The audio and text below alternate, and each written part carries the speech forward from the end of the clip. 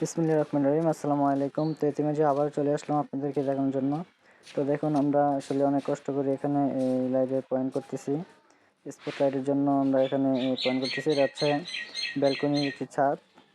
তো ব্যালকনির ছাদের মধ্যে আমরা এই স্পটের লাইটের যে পয়েন্টটা, এই পয়েন্ট নিয়ে নিচ্ছি। তিনটি এখানে আমরা সার্কুলার লাগাচ্ছি। তো অনেক কষ্টজনক, এখানে অনেক নুয়ে থাকতে হচ্ছে, কারণ হাইট কম এখানে। তো আমার এই দেখেন কেমন হচ্ছে অবশ্যই আপনারা জানাবেন। আমার থেকে অনেক লম্বা। তো আমি যা আছি মোটামুটি অত বয়সে থাকতেই পারে না। তো এই যে দেখেন নিয়ে আছে।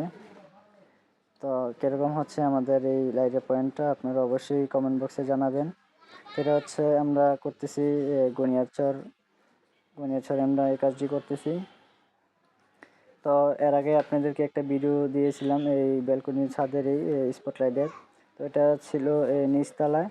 তো ওটা মাছা ছিল, তো মাছা খাইয়ে আমরা কাজটি করে নিয়েছিলাম।